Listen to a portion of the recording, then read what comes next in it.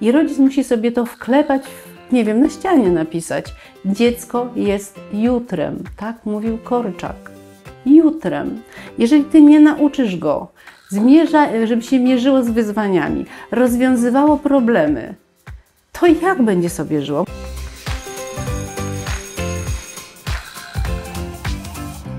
Bardzo modne jest takie sformułowanie wychodzenie poza strefę komfortu. No dobrze, no my dorośli nie lubimy być poza tą strefą komfortu, a jak to jest z dziećmi, no to kogoś innego mogłabym zapytać, jak nie szefową wszystkich szefów, specjalistkę od dzieci, Joanna Białobrzeska, dyrektor szkoły Didasko. Dzień dobry, Asiu. Czy wyjęłaś mnie spoza strefy komfortu? Wiesz co? Tak było miło, Tak wiesz? było miło, bo wygodna kanapa, bo wszystko się zgadza, no jest nam dobrze. Nie ma wyzwań Nie poza ma dobrą wyzwań. kawą. No a jeśli chodzi o dzieci, to wychodzenie z tej strefy komfortu u najmłodszych. Dorośli nie lubią, żeby ich dzieci wychodziły poza strefę komfortu, bo dzieci by wychodziły poza strefę komfortu, tak jak robią wiele innych rzeczy. To są wyzwania, to są rozwiązywania jakichś problemów. Wychodzenie poza taką strefę to jest bardzo rozwijające, o czym zapominają rodzice. Natomiast rodzice by chcieli, żeby żyli w tej bańce mydlanej, takie szczęśliwe, żeby im nie było smutno, żeby się nie męczyli, żeby nie było wysiłku. I generalnie, żeby nie było problemów. Żeby dalej tworzyć wartościowe treści, potrzebujemy Twojego wsparcia. Proszę odwiedź stronę wspierajsalwę.pl lub Patronite. Ale czy to nie jest tak, że to jest spowodowane tym, że współcześni rodzice jeszcze pamiętają te czasy, kiedy na półkach nic nie było? Nie ma takiej opcji. W ogóle Znaczy, nie, to są to nie tędy generalnie droga. rodzice 30-letni. Czy na półce nic nie było? 30-paroletni, to bym powiedziała, że to jest mój najstarszy syn, tak? No on tak nie bardzo pamięta, co było na półce, czego nie było. Ja pamiętam, tak? Natomiast nie, to wydaje mi się, że to gdzieś jest... Wynika z jakiejś takiej frustracji, jakiegoś takiego lęku. Poza tym, jak tak do genezy sięgnęła, to wynika z tego, że mam takie wrażenie, że w ogóle rodzice są zagubieni. Oni tak do końca nie wiedzą, jaki jest pomysł na to wychowanie. Asia, ale nikt nas tego wychowania nie uczył. Nikt nas nie uczył tego, jak być rodzicem. I to wszystko dzieje się na zasadzie prób i błędów. Mało tego, mając więcej niż jedno dziecko, my dokładnie przy kolejnym dziecku popełniamy bardzo podobne błędy. Nie, trochę się uczymy, a przy 6., 7 to już bylibyśmy nieźli. Nikt nas tego nie uczył i nikt nas tego nie uczy. To znaczy, patrząc na rodziców, takich 30-paroletnich, oni są dobrzy w tym, oni sięgają do tamtego na YouTube, szukają jakichś takich celebrytów, którzy opowiadają, kupują książki za granicy, pozytywne dyscypliny, mnóstwo różnych pozycji jest. Tylko życie to jest życie, a pozytywna dyscyplina, bo trochę ją tutaj może zacytuję, jest może i cudowna, ale my nie będziemy mówić tych formuł, które tam są zaproponowane. Czyli generalnie wracając do tego, o czym rozmawiałam, czy o tym komforcie, rodzice się po prostu boją, nie chcą. Oni chcą ustrzec dziecko przed tym światem, chcą, żeby było po prostu szczęśliwe. Nie wiem do końca, z czego to wynika, bo to naprawdę dotyczy 30-paroletnich rodziców, którzy wydawałoby się, że wyrośli w jakimś tam już dobrobycie, nazwijmy to, tak? Widzisz, a ja o te puste półki pytałam, ale słuchaj, muszę Cię dopytać o takie konkretne przykłady tego, kiedy rodzic źle się czuje, widząc, że jego dziecko, no i tutaj przykład. Widząc, że mu dziecku, że na przykład przychodzi dziecko, jest mu przykro, bo koleżanka powiedziała, że spódnicę ona ma bardzo nieładną. I bardzo było jej smutno i rozumiem, że było jej smutno i trzeba porozmawiać, bo dla tej 8-letniej pannicy świat się po prostu kończy na tej spódnicy. Okej, porozmawiaj, miej czas, bo czas to jest podstawa, ale daj możliwość rozwiązania tego problemu. Albo powiedz, posłuchaj, nie przejmuj się, masz spódnicę w kratę najładniejszą, albo porozmawiaj z nią, powiedz, że ci po prostu było przykro. Ale przecież one już się nie przyjaźnią. Ja pamiętam takie sytuacje z życia mojego syna, kiedy on przychodził i mówił: już się nie przyjaźnię z Gabrysiem, to już nie jest mój przyjaciel. I wiesz, 30 minut później dzwoni domofon i dzwoni Gabryś. No i co mój syn? Bierze piłkę, wychodzi i ja mówię, słuchaj, przecież wy już się nie kumplowaliście. Nie, mamo, Nie, no, to ale już nie jest problem. Kasiu, nie będą się kumplować rodzice, bo w pierwszej kolejności co zrobi rodzic? No raczej zadzwoni do mamy tej dziewczynki i powie, że sobie nie życzy i że jego córce, ta córka tak przykro i tak smutno. Kolejny przykład, lekcja religii. O, to jest cudowny przykład z mojej szkoły. Lekcja religii katechetka opowiada o Matce Teresie z Kalkuty. No, pokazuje dzieci chore na trąd, ludzi chorych na trąd, opowiada o tym, że trzeba pomagać, właśnie o tym miłosierdziu tej świętej Teresy. Następnego dnia przychodzi mama na rozmowę, oburzona i mówi, jak to jest? Moja córka wróciła do domu i cały wieczór przepłakała. To jest po prostu nie do pomyślenia, żebyście pokazywali dzieciom takie obrazki chorych dzieci na trąd i ludzi na trąd. Jej było bardzo smutno. Ja mówię, to cudownie, wie pani, co cudownie, powinna być pani szczęśliwa. Znaczy się, że pani ma wrażliwe dziecko, do którego zaczęło docierać coś, że nie jest jakąś jedyną osobą, że na świecie są ludzie, którym trzeba po prostu pomóc. Są dzieci chore, ale co mi pani opowiada? Ja chcę tylko powiedzieć, jeżeli pani katechetka jeszcze będzie poruszała kiedyś takie problemy, takie tematy, to moje dziecko nie będzie chodziło na religię. Ja wiem, wydaje mi się, że będzie poruszała takie tematy. Mama zabrała dziecko z tej religii. Zabrała tylko dlatego, że nie mogła sobie wyobrazić, że znowu jej dziecko przeżyje taką jakąś smutną sytuację, że dowie się o chorobach dzieci, dowie się o cierpieniu. Ale to ta sama mama powinna zabrać dziecko z historii, bo dziecko dowie się, co działo się podczas II wojny światowej. A to może jeszcze dojdzie, to dopiero była druga klasa. Ale wiesz co, Asia, ty poruszasz bardzo ważny temat. Temat konfliktu między rodzicami i tego, w jaki sposób rodzic reaguje. Ja znam takie przykłady, nawet bardzo mi bliskie, kiedy przyjaciółki pokłóciły się, skonfliktowali się rodzice, nie odzywali się do siebie 14, 16 lat. A dziewczynki po tygodniu były znowu najlepszymi przyjaciółkami. Znam też taką sytuację, kiedy rodzic dzwoni z pretensją i mówi, bo twój syn na przykład. No i tutaj pada cały taki wachlarz oskarżeń. Ja nie bardzo wiem, co mogę zrobić z moim synem, jak go uspokoić, porozmawiaj ze swoim synem. No i co się dzieje? Ja ci powiem. Dzieje się to, że oni po kolejnym tygodniu znowu ze sobą rozmawiają, znowu siedzą razem w ławce, a rodzice się do siebie nie odzywają. Tak, to jest bardzo częste. Ja też to obserwuję u siebie w szkole. No niestety, ale kolejny przykład wychodzenia poza strefę komfortu. Wydawałoby się, że cudowny przykład bo zastanawiając się tak zupełnie na poważnie, dlaczego poza tą strefę komfortu warto wychodzić. Hartuje mu charakter, osobowość, że człowiek idzie w ten dorosły świat i ten świat nie jest taki cukierkowy. Nikt go nie będzie chronił. Ktoś mu powie coś przykrego. Będą jakieś wyzwania, przed którymi nie wolno uciekać, tylko trzeba stanąć i się z nimi zmierzyć, tak? Ale na początku te wyzwania są takie, idziemy na wycieczkę, tak? Zielona szkoła, w góry, pada deszcz, długa trasa. Zmęczyły się, zmoczyły się, są wykończone. I cóż, one za chwilę będą o tym opowiadać, że było cudownie. A my dowiemy się, jak mogliśmy tak wykończyć to dziecko, tak? Że ono się tak zmęczyło, że jej syn w ogóle ledwo zipiał, że jak tak w ogóle jest możliwe.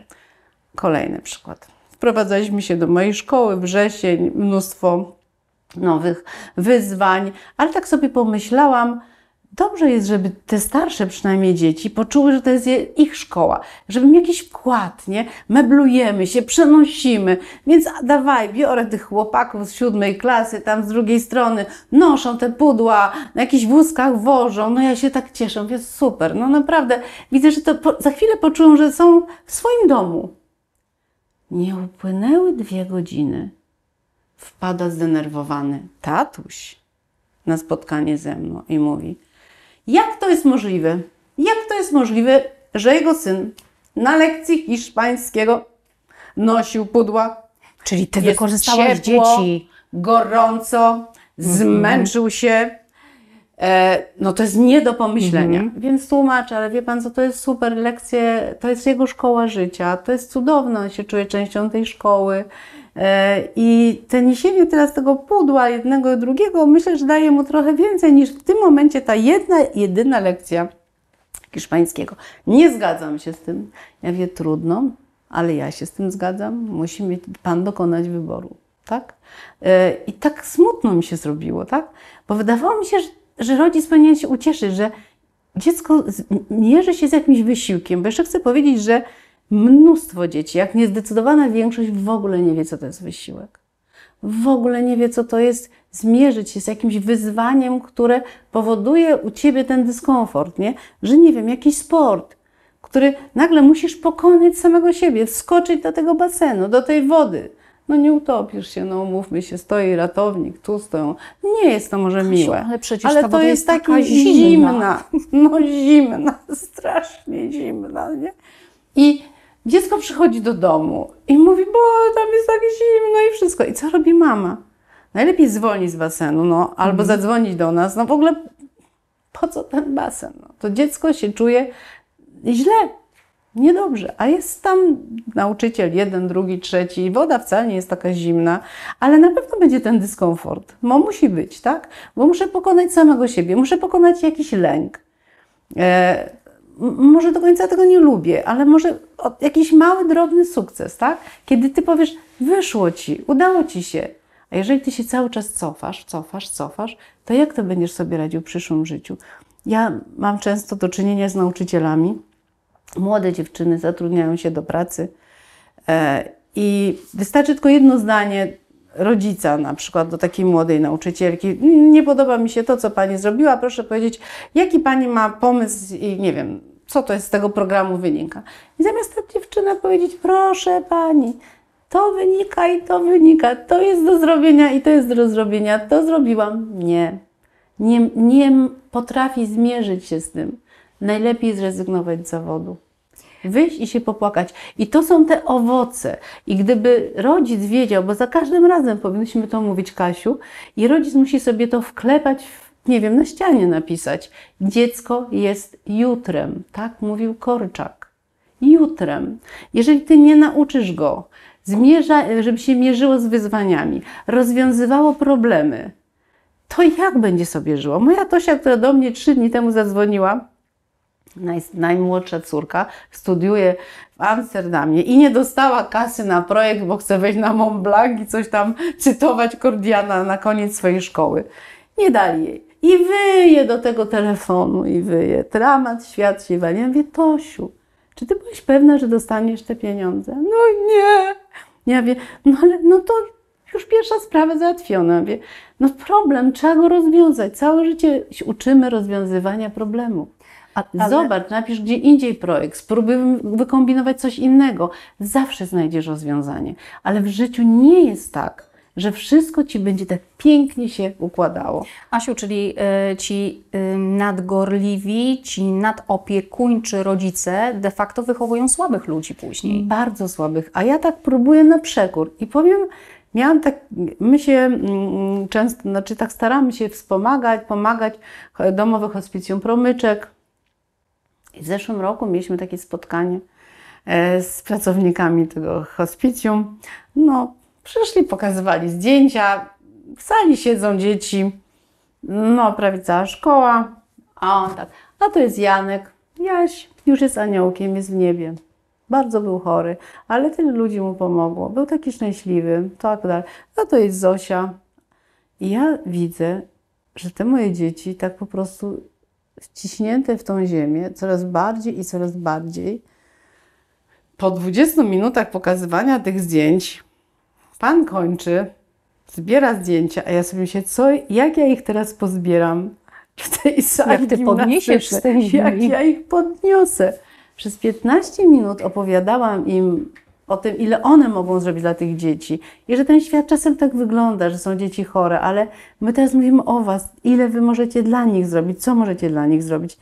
I dla mnie to było zaskakujące, że ja te dzieci podniosłam, tak? Że chwila takiego tłumaczenia, takiej rozmowy, takiego wyjaśnienia doprowadziło do tego, że one potem bardzo chciały pomagać, tak?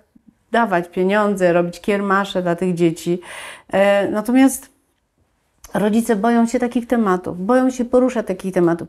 Ja miałam dziecko, któremu zmarła babcia i cały czas rodzice mówili, że babcia pojechała na wakacje. Ale wiesz, to jest przerażające, tak, bo nie mówi się w domu o śmierci, tak, nie mówi się o chorobie. Tak. A przecież musisz się z tym zetknąć. Kiedy ta babcia wróci z też tych się nie wakacji? mówi. Tak. Asia, ale wiesz, ty tutaj zwróciłeś taką uwagę i ja jako mama mogę się śmiało uderzyć w pierś, że ja sobie tak myślę, kurczę, kiedy te moje dzieci tak się, wiesz co, solidnie zmęczyły jakąś pracą. No. Nie takim wysiłkiem na treningu i tak dalej, tylko na przykład taką pracą, że mają takie poczucie, wow, takiej sprawczości, wiesz, coś było byle Tak. jakie, a jest teraz w porządku i to jest moja zasługa. Moja zasługa. Ale wiesz, żeby była jasność, to jest naturalne, że wtedy, kiedy dziecko przychodzi i mówi, że to jest najgorszy dzień w moim życiu, to jest koniec świata. I No to trzeba pocieszyć, to jest jakby my musimy jasne. pocieszyć, tak? Tak, jesteśmy dla tych dzieci, ale próbujemy pokazać, jak może ten problem rozwiązać, co może zrobić, tak? Co może zrobić, żeby było lepiej. Natomiast mamy jakiś taki, rodzice, taki lęk właśnie przed tym, że się dziecko nie zmęczyło, żeby tak jak tak chronić, a to nie jest dobre. I teraz tak, niedawno miałam spotkanie z rodzicami i jedna z mam, i tak zażartowałam sobie, ja mówię, przede wszystkim niech sprzątają swoje pokoje, tak? A jedna z mam do mnie mówi, nie, no jak to Pani Janno, no kiedy? Kiedy? Wracają tak późno ze szkoły, mają jakieś lekcje, jakieś swoje zajęcia. Kiedy ona ma sprzątać ten pokój? O właśnie, to się zmęczy. No kiedyś musi. Czyli musi poczuć, że jestem taka zmęczona, ale coś jeszcze zrobię, tak? Dzieci w ogóle nie wiedzą, co to jest taki prawdziwy wysiłek, taka praca. A to hartuje. I jeżeli to jest w takim poczuciu bezpieczeństwa, ja mówię swoim rodzicom, jak się z nimi czasami spotykam, mówię, posłuchajcie, jedna łza wylana w Didasko, to powinno być po prostu relikwia. Chodzić i się cieszyć. Zapłakał. Taka gablotka cała, wiesz, takich pojedynczych. Nie? Czyli w warunkach bezpiecznych, jakim są, nie wiem, dom, powiedzmy, czy taka szkoła, ja mówię o swojej, dziecko musi, jak się poczuje jakiś dyskomfort, jest mu przykro, to dobrze. To dobrze. Ja nie mówię, że to ma trwać, to jest proces, tylko taki chwilowy, żeby zobaczyć i żeby wytłumaczyć, żeby porozmawiać, że posłuchaj, no jest Ci przykro, jak to zrobisz, jak rozwiążesz ten problem, tak? A nie, ja mam telefon od rodziców, że chcą się ze mną spotkać, jest poniedziałek, hello, panowie, przychodzi na spotkanie 6 tatusiów. Jestem się, wow, będziemy zakładać jakąś drużynę piłki nożnej, co to się będzie działo, nie? Nie, tatusiowie przez weekend się tak nakręcili, że jedne dzieci przeciwko drugim dzieciom. I tamtym przykro, a tamtym też przykro. Jak to w ogóle rozwiązać? I oni cały weekend, tatusiowie, ja nie mogłam uwierzyć, ja siedziałam, tak słuchałam, tatusiowie, którzy wykonywali do siebie telefony, pisali maile, jak to zrobić, a nie dali dzieciom rozwiązań, tak? Oni sami to chcieli porozwiązywać odpowiednio, tak? I ta ochrona przed tym im padł pierwszy śnieg, tak? W końcu spadł śnieg. Nauczycielka bierze, mówi, Pani, no biorę ich na śnieg. Super, nie? Poszli, matko, wrócili szczęśliwi, mokrzy od stóp do głów. Mądra nauczycielka pościągała te spodnie, powiesiła na koloryferach, nawet jeszcze była taka z głową na karku, że napisałam na grupie WhatsAppowej, że jakby co, jakieś coś na zmianę przynieść, skarpetki, no bo może nie do... Przyszła do mnie ze łzami w oczach, po południu powiedziała, nigdy nie biorę więcej na śnieg. Ja wiem, co się stało, no. Ja dostałam tyle bęcków dzisiaj, że mokre, że się przeziębią, jak ona teraz pójdzie w mokrych butach, a w ogóle, co to w ogóle za pomysł, żeby dzieci się moczyły tak bardzo i tak, co ona teraz ma zrobić? Przecież to wszystko jest mokre, Wiesz co, Asia, ale ja wychodzę też z takiego założenia, tak jak rozmawiamy, że rodzic ma w sobie taką, powiedziałabym, większy bufor na złość dziecka, że szybciej zrozumie złość dziecka niż to, że dziecku jest przykro albo smutno. Rozumiesz? Tak, to jest przerażające. Jak podtupie i położyć na podłodze, to nawet jest, mamy naturalne. problem z konsekwencją. No tak. Ale nie może być smutno, nie może być przykro i nie może się napracować. I jak ja tłumaczę, że mają sprzątnąć po sobie klasę, szufelki, miotełki są, nabrudziły, proszę uprzejmie. Mówię tak, posłuchajcie, ja się z nimi spotkałem, mówię tak, dobra, jak naprawdę tyle emocji było w tym negatywnych, to może dam wam, tobie jedno wiadro z mopem, tobie drugie wiadro z mopem, pójdziesz, zmyjesz tak z góry na dół, tam, czy jakąś salę, czy cały korytarz, pogadacie sobie, pogodzicie się, porozmawiacie, pani woźna przyjdzie i sprawdzi, czy dobrze sprzątnięte.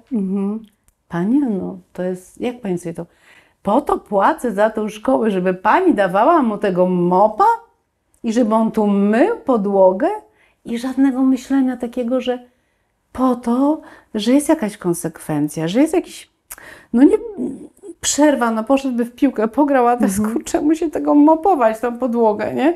No ale jednak coś zrobił nie tak. Asiu, mam pierwsze skojarzenie. Wiesz, o co chodzi? Dwie lewe ręce. No niestety. Ale wiesz mnie co? nie przeszkadzają dwie lewe ręce. Mnie przeszkadza to, że rodzic powie, dlaczego dałam mopa. Bo to, że on nie umie mopować, to jest drugi problem nasz rodzicielski. Ale że ja daję, żeby wychować. I problem, nie? Że to nie zrozumiałem. Wiesz co, to w ogóle o wychowaniu rodziców i o tym, że rodzic jest takim słabym ogniwem, jeśli chodzi o wychowanie dzieci, to na pewno jeszcze o tym porozmawiamy, bo mówić też będziemy na przykład o pieniądzach. No, Tak, temat kasa też w ręku taki, dziecka. powiedziałabym, o pieniądzach się nie rozmawia. Dobra, to my porozmawiamy, to do zobaczenia. Do zobaczenia.